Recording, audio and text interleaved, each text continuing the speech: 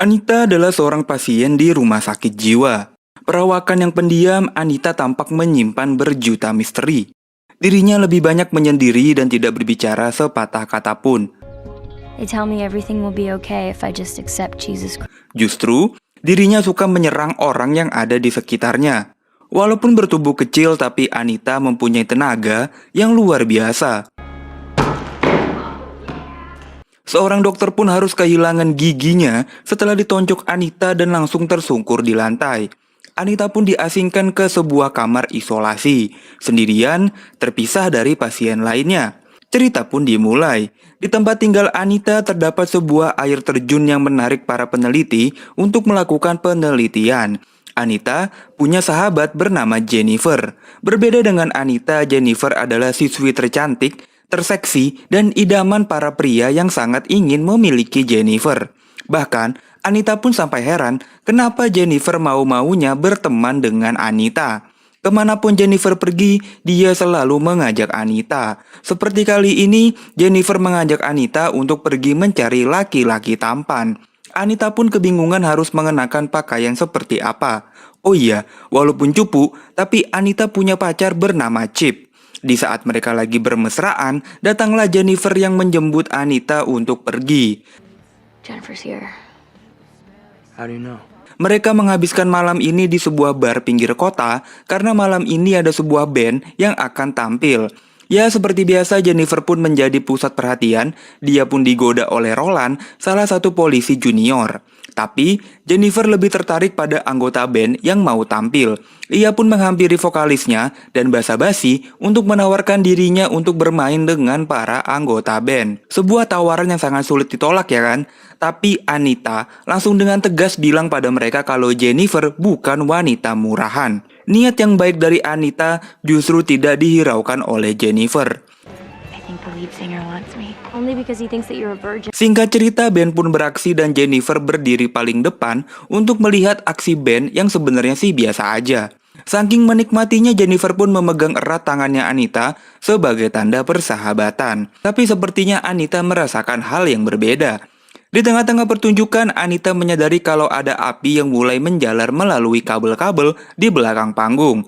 Dengan cepat, api-api itu melahap seluruh bar ini dan membuat kekacauan dan para penonton lari ke sana kemari menyelamatkan diri. Anita dengan cepat menarik keluar Jennifer untuk kabur dari bar yang terbakar. Di sisi lain, banyak korban yang berlarian dengan tubuh yang terbakar. Tapi, tiba-tiba sang vokalis band menggandeng Jennifer dan dibawa masuk ke dalam van yang berisi seluruh anggota band. Vokalis pun hanya tersenyum manis ke arah Anita. Let's go to the van. I wanna go. Anita yang tidak bisa berbuat apapun menelpon Chip dan menceritakan kebakaran yang terjadi. Selain itu, Anita juga cerita kalau Jennifer diculik oleh para anggota band dan dibawa ke dalam van. Namun, di saat lagi teleponan, Anita merasakan ada sesuatu yang bergerak di bawah rumahnya. Anita memeriksa seluruh rumah namun tidak menemukan apa-apa. Probably nothing. Look, I'll call you later. Dan tiba-tiba, Jennifer muncul dengan keadaan penuh darah dan sangat menyeramkan. Jennifer pun langsung membuka kulkas mencari makanan, tapi yang terjadi, dia malah memuntahkan cairan hitam. Tentunya ini bukan simbiot di film Venom. Jennifer! Anita yang ketakutan pun mencoba menelpon bantuan, tapi langsung dihentikan Jennifer dengan meremas tangannya dan mendekap erat badannya ke tembok. Apa yang sebenarnya terjadi ya? Keesokan harinya, Anita hanya termenung memikirkan sahabatnya yang tiba-tiba diculik dan kembali dengan bentuk yang sangat berantakan. Tapi hari ini Jennifer baik-baik saja seperti tidak ada yang terjadi pada dirinya. Padahal semalam Anita harus bersusah payah membersihkan cairan hitam yang dimuntahkan Jennifer. Singkat cerita, Pak Guru datang dan memberikan kabar duka kalau beberapa teman mereka menjadi korban dari kebakaran. Jennifer pun bukannya bersedih, dia malah tersenyum seakan-akan mengejek Pak Guru yang sedang berduka. We can't let that damn fire win. Seketika suasana di sekolah pun menjadi gelap dan penuh duka. Banyak teman-teman mereka yang tewas karena kebakaran semalam. Begitu juga dengan dia yang rasakan Jonas ketika sahabatnya si Craig harus tewas dalam kebakaran semalam. Tiba-tiba datanglah Jennifer yang mengajak Jonas untuk ke hutan belakang sekolah menghabiskan waktu berdua. Jonas yang lagi mengsedih tiba-tiba langsung semangat setelah Jennifer memegang tangannya dan mengarahkan ke gunung kembarnya yang halus dan empuk. Kukira set, ternyata seset. Mereka berdua pun ada di hutan belakang sekolah dan langsung bermesraan sambil dilihat oleh para binatang. Jennifer langsung membuka resleting jaketnya yang ternyata dia tidak menggunakan bra untuk menutupi gunung kembarnya yang mulus dan sangat empuk. Bukannya digenjot, Jennifer pun mendorong Jonas sampai ke pohon dan memakannya dengan membabi buta. Apa yang sebenarnya terjadi ya? Pak Guru mendengar suara dari hutan pun menghampiri Jonas yang saat ini sudah tidak bernyawa. Tubuhnya hancur, terkoyak-koyak oleh Jennifer. Seketika polisi pun langsung datang dan membawa jenazahnya Jonas. Sedangkan Jennifer malah asyik berenang, asli mulus banget sih Jennifer. Malam harinya Jennifer seperti biasa, layaknya manusia normal. Dia teleponan dengan Anita, berbincang-bincang masalah perempuan. Tapi di sini kita bisa melihat kalau Jennifer yang sekarang kebal terhadap apapun. Dia membakar lidahnya dengan korek namun tidak berdampak apa-apa. Tubuhnya langsung sembuh sendiri. Ajaib. I gotta go. Anita pun baru tahu kalau Jonas tewas secara mengenaskan. Rumahnya Jonas dipenuhi polisi untuk mencari tahu kenapa Jonas bisa tewas misterius. Kebetulan mereka ini tetanggaan. Anita pun semakin curiga kalau kematian Jonas pasti ada hubungannya dengan peristiwa yang terjadi di dalam bar. Nah, hari-hari berikutnya suasana sekolah semakin kelam, tapi tidak dengan Jennifer yang malah semakin sumringah, tersenyum, bahagia. 1 bulan berlalu, guru mereka mendapat kabar kalau band yang tampil di bar saat itu akan mendonasikan keuntungan mereka untuk acara amal dan akan menyumbangkan pada para korban yang tewas saat kebakaran malam itu. Tapi, lagi-lagi Jennifer terlihat sangat sinis dan keadaannya sekarang semakin pucat. Sepulang sekolah, Colin dengan sangat berani mengajak Jennifer untuk pergi kencan, percobaan yang bagus, walaupun dirinya ditolak mentah-mentah oleh Jennifer. Anita yang tidak tega pun memberikan saran pada Jennifer kalau Colin adalah anak yang sangat baik. Akhirnya, Jennifer melunak. Dia pun mengajak Colin untuk main ke rumahnya dan nanti nonton film bareng-bareng. Film apa tuh? Aquamarine on DVD. It's about this girl who's like, Great, yeah. okay. Di malam harinya, Anita dan Chip kembali menghabiskan waktu bersama layaknya anak muda seumuran mereka. Chip terus berusaha mendapatkan jatah dari Anita. Di sisi lain, Colin mendatangi rumah Jennifer namun keadaan sekitar sangatlah gelap. Colin harus mengendap-endap untuk dapat masuk ke dalam rumahnya Jennifer. Di tengah kegelapan, Colin mencari Jennifer. Nah, di lantai atas Colin akhirnya bertemu dengan Jennifer. Jennifer mempersiapkan lilin-lilin kecil seperti terlihat romantis. Jennifer pun langsung membuka jaketnya. Kali ini dia menggunakan mini set untuk menutupi gunung kembarnya. Jennifer memulai aksinya dengan bermain-main dengan Colin. Dia mulai dengan membuka celananya, lalu dia patahin tangannya Colin sampai kesakitan.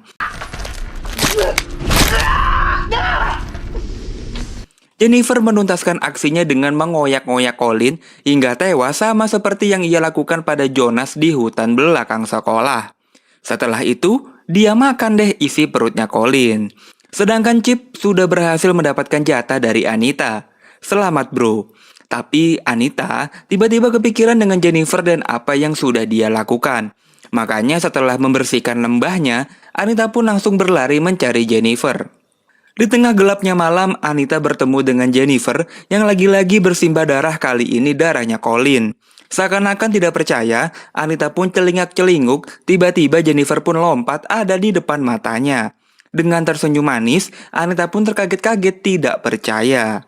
Anita buru-buru pulang dan menangis meringkuk tidak percaya kalau sahabatnya dari kecil yang cantik, menggemaskan, kini berubah menjadi monster pemangsa bocil-bocil sakne tidak tertahan. Anita pun memilih untuk tidur supaya menenangkan pikiran, tapi tiba-tiba Jennifer udah ada di atas ranjangnya Anita dan mengajak Anita untuk bermain di tengah malam. Jennifer pun mulai membelai rambut Anita yang halus dan mengelus pundaknya yang sangat licin. Anita pun justru sangat menikmati setiap sentuhan yang dilakukan oleh Jennifer pada dirinya. Dan seketika, dia pun tersadar apa yang ia lakukan. Dia bertanya beribu-ribu pertanyaan pada Jennifer, sebenarnya apa yang terjadi. Jennifer pun hanya tersenyum manis, asli cakep banget Megan Fox. Singkat cerita, Jennifer pun menceritakan kisahnya. Basically like agents of Satan with really awesome haircuts. Saat diculik anggota band, dia dibawa ke air terjun pinggir kota. Pikiran Jennifer sudahlah jorok. Dia tahu bahwa dia akan digengbeng secara bersama-sama. Tapi, ternyata anggota band punya tujuan lain. Jennifer dijadikan persembahan untuk ritual setan yang akan mereka lakukan. Ritual ini dilakukan supaya band mereka terkenal dan mereka kaya raya. Kalau di sini mah kayak penumbalan gitu cuy. Jennifer diikat dan mereka membaca mantra perjanjian dengan setan supaya mereka diberi kemakmuran dan kekayaan. Sebelum melakukan ritual, mereka pun bernyanyi dengan riang, layaknya sekumpulan psikopat. Nah, barulah setelah itu, Jennifer ditusuk secara membabi buta. Setelah dihabisi, secara ajaib Jennifer kembali hidup. Namun Jennifer yang sekarang sudah berbeda. Dia selalu memiliki rasa lapar. Di perjalanan pulang dia bertemu dengan Ahmed, salah satu teman di sekolahnya. Ahmed ini adalah korban pertama Jennifer. Come with me. Rasa lapar Jennifer ini setimpal dengan apa yang ia dapatkan. Dia menjadi kebal dan tidak dapat dibunuh, makanya kulitnya mulus. Mendengar semua cerita Jennifer, Anita mengusir Jennifer untuk pergi dari rumahnya. Jennifer pun pakai celana dan langsung dia lompat dari jendela. Anita pun menghadiri pemakaman Colin yang tewas mengenaskan dibunuh Jennifer. Tentu saja keluarganya Colin tidak terima anaknya tewas secara tidak manusiawi. Begitu juga dengan temannya Colin yang tidak percaya. Satu persatu teman-temannya tewas. Hari-hari berlalu, hubungan pertemanan Jennifer dan Anita pun merenggang. Anita lebih banyak menghabiskan waktu di perpustakaan, membaca dan mencari tahu bagaimana menghentikan Jennifer. Sebenarnya agak aneh sih, di perpustakaan SMA kok ada buku-buku tentang satanisme. Tapi dari perpustakaan dia mendapatkan sebuah buku yang menceritakan sebuah pemindahan roh jahat pada tubuh seorang perawan. Yang berarti Jennifer akan selamanya mencari korban anak laki-laki untuk dijadikan makanan bagi para roh jahat ini. Chip yang mendengar ceritanya Anita tidak percaya karena rasanya seperti hayalan dan dongeng. Singkat cerita, waktu berlalu, tibalah hari prom night. Semua siswa bersiap-siap untuk datang di acara ini. Ibunya Chip memberi Chip sebuah semprotan untuk berjaga-jaga. Anita juga bersiap-siap datang ke acara ini. Sedangkan Jennifer mulai merasakan rasa lapar yang berarti dia harus memakan darah segar. Dan pria yang beruntung malam ini adalah Chip. Jennifer menggoda Chip daripada berpesta bersama anak-anak, mending berpesta bersama dirinya. Ditambah lagi Jennifer memfitnah Anita kalau dia berselingkuh sama Colin. Sedangkan di sekolah, para anggota band tiba-tiba tampil di acara prom night dan membuat satu sekolah menjadi heboh. Karena saat ini, anggota band sudah menjadi terkenal. Di tengah-tengah konser, Anita pun sadar kalau Chip berada dalam bahaya. Dia pun berlari pulang, tapi Chip sudah tidak ada di rumah. Dia pun semakin yakin kalau Chip ada dalam bahaya. Chip dibawa Jennifer ke sebuah kolam renang yang tidak terpakai. Sama seperti korban-korban lain, ini adalah tempat terbaik untuk menghabisi Chip. Tapi di sini, Chip masih nggak sadar kalau ada yang aneh dengan Jennifer. Akhirnya, Jennifer mendorong Chip ke air dan melemparnya ke sana kemari. Anita pun terus berlari untuk menyelamatkan sang pujaan hati. Anita pun sampai, tapi Chip sudah dinikmati oleh Jennifer. Anita pun merusak makan malam Jennifer dan menyerangnya. Dengan sisa tenaga, Chip memberikan semprotan yang ia bawa untuk menyerang Jennifer. Jennifer pun memuntahkan cairan hitam dan sekarang dia bisa terbang. Keren. Anita dan Jennifer pun berdebat hebat, kenapa harus Chip? Kenapa tidak anak laki-laki yang lain? Tapi Jennifer tidak peduli, dia pun memilih untuk menghabisi Anita juga. Needy, God, that's a joke. How can I to eat your soul? Tiba-tiba, Chip menusuk perut Jennifer dengan bambu runcing dan menembus perutnya Jennifer. Jennifer pun merasakan sakit tapi masih cantik. I got a tampon. Jennifer pun pelan-pelan kabur dari sana dan melompat lewat jendela. Sedangkan Chip yang sudah terluka harus menemui ajalnya dan berpisah dengan Anita. Aku mencintaimu adalah kata-kata terakhir yang diucapkan Chip untuk Anita, sang pacar tercinta. Setidaknya Chip sudah berhasil mendapat jatah dari Anita ya. Anita pulang ke rumah dan meratapi semua kejadian terjadi pada dirinya yang menimpa pacarnya dan juga sahabatnya. Jennifer kembali sehat dan ada di kamarnya. Tiba-tiba Anita datang dan menyerang Jennifer. Dengan bermodalkan cutter, Anita pun menghabisi Jennifer. Dia tusuk tepat di gunung kembarnya. Lalu muncul ibunya Jennifer yang memergoki anaknya sudah tidak bernyawa. Jennifer pun tewas dengan bercucuran darah dan ada sesuatu yang menonjol di bagian dadanya. Itulah yang terjadi dan itulah yang membuat Anita ada di dalam rumah sakit jiwa. Dan ternyata Anita mewarisi kekuatan Jennifer. Dia bisa terbang, dia bisa kabur dari rumah sakit jiwa. Anita pun menumpang sebuah mobil dan tujuan selanjutnya adalah menghabisi para anggota band. Para anggota band yang membuat semua ini bermula. Anita pun menghabisi semua anggota band yang berada pada puncak karirnya. Terkenal dan digandrungi semua wanita. Semua ini terjadi karena perjanjian dengan setan yang menumbalkan Jennifer. Berarti, kekuatan yang dimiliki Jennifer sekarang sudah pindah pada Anita, karena Jennifer sudah tewas. Namun, yang terjadi pernyataan adalah apakah Anita mempunyai rasa lapar juga seperti yang Jennifer rasakan. Megan Fox berperan sebagai Jennifer berhasil membawakan peran Jennifer yang menjadi perempuan primadona idaman sekolah dan bisa berpura-pura polos, tapi menakutkan di saat yang bersamaan. Amanda Seyfried juga sangat cocok berperan menjadi Anita yang menjadi sidekick-nya Jennifer untuk menutupi semua kebusukan yang dilakukan oleh Jennifer. Walaupun memang Jennifer tidak berniat untuk menjadi monster ya. Sebuah kisah anak SMA dibalut dengan satanisme berhasil membuat Jennifer Body menjadi salah satu film yang menarik untuk ditonton. Berhati-hatilah dalam mengambil keputusan. Walaupun mendapat kekayaan dan terkenal, tapi para anggota band akhirnya merasakan karma dari keputusan yang mereka ambil. Jalan singkat menjadi kaya raya harus berakhir tragis. Itu dia alur cerita film kali ini.